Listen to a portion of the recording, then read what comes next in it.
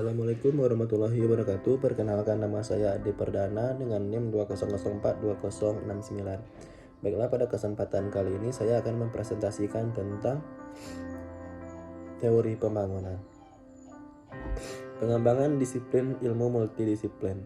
Beberapa hal seputar pembangunan yang pertama itu pembangunan berarti banyak bangunan baru. Kedua, pembangunan berarti banyak orang kaya. 3, pembangunan berarti penggusuran. 4, pembangunan berarti tak bisa cari uang. 5, pembangunan berarti taat pada pemerintah.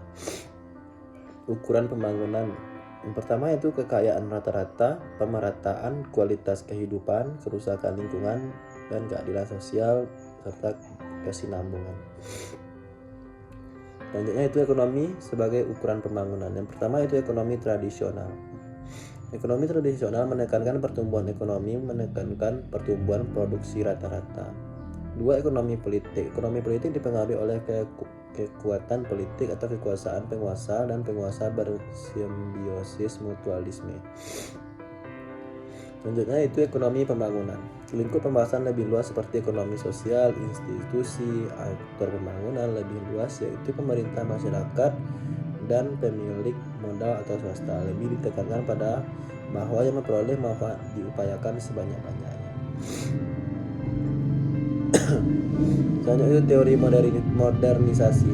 Pembagian kerja internasional mengikuti pembangunan global sesuai dengan kompetensinya. Teori modernisasi menurut Harold Domar dan Max Weber, David MC Klein, dan W.W. Rostow serta Verhofstadt menekankan pada pembangunan ekonomi, penyediaan modal atau investasi, penekanan pada pembangunan individu, pembangunan manusia secara individu, penekanan pada norma dan budaya pembangunan manusia, kelompok atau masyarakat, penekanan pada adanya lembaga sosial dan politik, pembangunan lembaga pendukung proses pembangunan, penekanan pada pembangunan lingkungan material, pembangunan suasana lingkungan untuk meningkatkan kualitas manusia. Selanjutnya itu teori ketergantungan.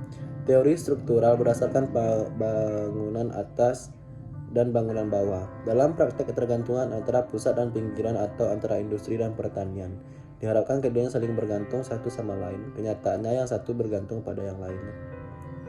Pendekatan menyeluruh versus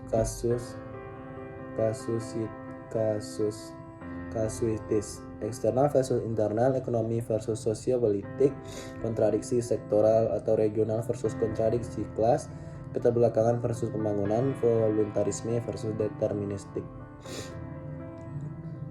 Selanjutnya yaitu teori ketergantungan. Teori ketergantungan yang pertama itu penghambat pembangunan adalah faktor eksternal pada pembagian kerja internasional.